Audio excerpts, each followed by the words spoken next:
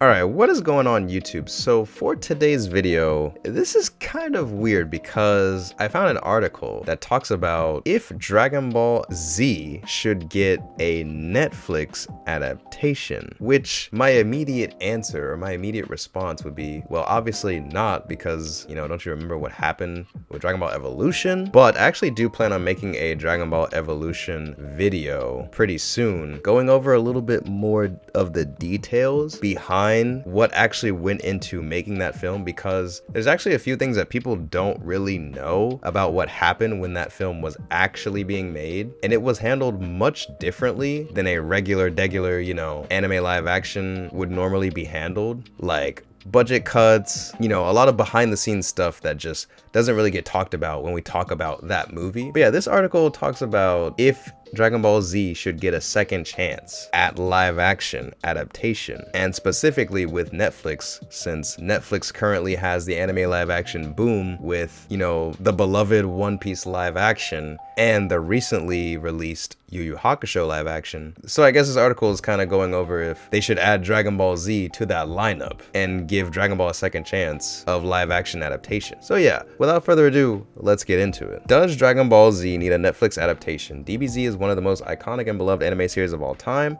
but could a Netflix live action adaptation be the series' true final form? Anime has a storied history of its live action adaptations going horribly wrong. Low budget effects, questionable casting decisions, and unfortunate costume designs have plagued anime's live action adaptations since time immemorial. And Dragon Ball fans have been there to witness the medium's slow evolution firsthand. As dire as things have looked for fans hoping to see Super Saiyan Goku powering up live on the silver screen, hope for a live action anime has begun to well up from a rather unlikely source: Netflix. Recent live-action renditions of Yu Yu Hakusho and One Piece have restored a bit of faith in the possibility of anime being adapted well, especially by Netflix. With the streaming giant setting the stage for genuinely good live-action adaptations of anime, could it be possible that one of the biggest names in anime, Dragon Ball Z, could finally see the adaptation it always deserved? The hardest part about adapting anime to live action is the over-the-top character designs and powers that don't translate well to realism. Animation has more aesthetic wiggle room because it doesn't need to lean into reality.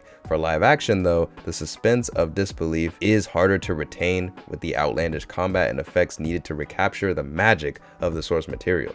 All the things that make it difficult to adapt anime to live action are the exact things that Dragon Ball prides itself in. It is filled with quirky looking character designs, ridiculous story beats, and above all, intense and unrealistic epic fight scenes that push the limits of human imagination. Goku is a character with nearly divine powers who is constantly fighting enemies that quite easily destroy entire mountains and even planets with a single ki blast. Adapting Dragon Ball into live action could very well be pushing the limits of what has ever been attempted in a live action series before. Yes, and that's what would make it so cool. This is why we need a Dragon Ball live action anime, to push the limits of live action. How is art ever going to progress if we don't push those limits? Damn, now I'm starting to sound like Goku. Anyway, back to the article. With an IP as big as Dragon Ball, it should come as no surprise to anyone that studios have tried to attempt it into live action before, that resulted in what would go on to become the ultimate expression of unfortunate live action anime adaptations, Dragon Ball Evolution. Evolution is infamous among the Dragon Ball fandom, though it's not very well known outside anime circles, and for good reason. Many Dragon Ball fans can only wish they could forget the ridiculous looks of the main cast of characters or the unnecessary creative liberties the film took with the series' established world building. In its defense, Evolution came out at a time when adapting anime was somewhat new, and the visual effects at the time were nowhere near what they are today. Nevertheless, Evolution inadvertently became the ideal example of what not to do when adapting anime into live action, and it left such a bad taste in the mouths of anime fans everywhere that hope was all but lost that iconic anime heroes could ever be sufficiently depicted by real-life actors. Netflix has been on a roll lately with One Piece and Yu Yu Hakusho being big hits and receiving critical acclaim. However, it wasn't exactly smooth sailing to get to this point. Questionable adaptations like Fullmetal Alchemist and Death Note had to walk so that series like Alice in Borderland could run, and many lessons were learned along the way. One of the biggest struggles for anime adaptations is translating the whimsical character designs of anime into a believable live-action world, and that's something that a series like One Piece handled surprisingly well. After all, among anime series, One Piece has some of the most cartoonish and unrealistic character designs in anime, and yet Netflix was able to find the happy medium that brought them to life in a sufficient way. Things like that can give fans hope that perhaps it really is possible to give a live actor Goku's hair without it looking completely ridiculous. On the other hand, one of the even bigger problems with adapting a shonen battle anime like Dragon Ball is its supernatural combat sequences. With Yu Yu Hakusho, that was once again shown to be at the very least doable, even if Yu Yu Hakusho is still a comparatively grounded series next to Dragon Ball Z. In fact, Yu Yu Hakusho's groundedness can be taken literally, as many of Dragon Ball Z's most epic fights take place off of the ground and in the sky, as characters like Goku and Frieza battle it out at supersonic speeds hardly visible to the naked eye. Dragon Ball Z is the pinnacle of bombastic anime fights at a level that even One Piece and Yu Yu Hakusho can't hope to match. Dragon Ball is easily one of anime's most iconic IPs, and Dragon Ball Z is widely held as the best of the franchise. With the kind of fan base that the series has, a Dragon Ball Z Netflix series would potentially be the biggest anime live action adaptation the streaming service has ever attempted. The only comparable one is One Piece, and while it's the best-selling manga series of all time, even One Piece can't match the sheer size of the Dragon Ball IP in terms of sales. I mean, not just in terms of sales, in terms of legacy in general, like shit. One Piece would not exist without Dragon Ball, let's not forget. Anyways, considering how well Dragon Ball is doing, the franchise doesn't necessarily need a live-action series to garner more attention or build hype. As it is, it has a highly anticipated new anime series on the way in 2024, Dragon Ball Daima, and its Dragon Ball Super manga is still going strong, with many fans speculating on the return of part 2 of that series being adapted into animation as well. While the Dragon Ball IP has no lack of money or new media, it's undeniable that a well-done live-action adaptation could reach an even bigger audience of fans who might not be into anime, but are nonetheless interested in seeing what the big deal is with this Goku guy they keep hearing about. Yeah, I mean, I think this is really true and really important to consider, and also really a main factor as to why I was like, yeah, we don't really need a Dragon Ball Z Netflix adaptation, because Dragon Ball is doing just fine, and it is one of the most popular series out there of all time. I mean, when people think of anime, think of Goku. Like, he's probably the poster boy of anime. So, you know, there's not necessarily a need for live action. And considering also how Akira Toriyama feels towards Dragon Ball, like the fact that he's kind of put it past him, or at least wanted to put it past him, I feel like that also kind of comes into play when talk about adapting a live action adaptation, because I think it would be important for him to maybe have some involvement if they did make a live action adaptation, considering when they made Evolution, it made him so mad that he kind of came back, right? So I think if they were going to make a live action adaptation, first off, that would be monumental, because it would be an attempt to replace, you know, the bad taste in everyone's mouth of Evolution.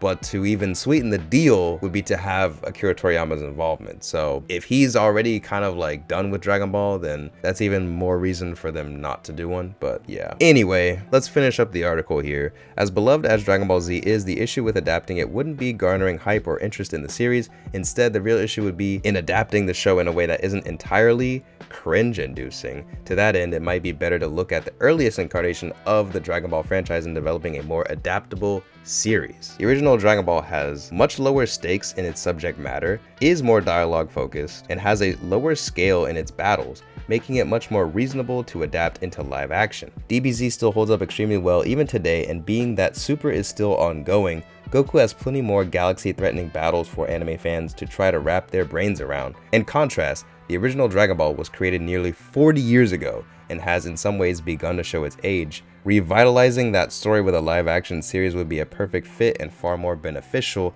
than adapting Dragon Ball Z, which already takes place halfway into Goku's story. Skipping over Dragon Ball to go straight to Z would do a huge disservice to potential fans of the series everywhere. In that sense, the Dragon Ball franchise definitely deserves a live-action series of the quality that Netflix gave to One Piece, but the original Dragon Ball anime needs it even more than Dragon Ball Z does. Okay, so I think that's pretty interesting. I mean, in that sense, I feel like that's kind of what they tried to do with Dragon Ball Evolution, but then again, I guess Dragon Ball Evolution was really its own thing, its own story. They didn't really have any base for what they, you know, made the story on. But yeah, I remember talking with one of my friends about them making a Dragon Ball live action movie. And one of the things we talked about was, yeah, if they were to make Dragon Ball Z, they would need a huge budget to make everything look really good. You know, like we're talking Marvel in-game budget. In my opinion, that's what I felt like they would need to make these out-of-world fights look actually decent and actually good. And then he brought up the fact that, oh, well, they could make a Dragon Ball movie where they wouldn't need as big of a budget and it could actually still be really good. And to that end, I agreed with him. And yeah, so for this part of the article, I do agree with the sense that it would be easier and probably more effective to make a live action adaptation of Dragon Ball.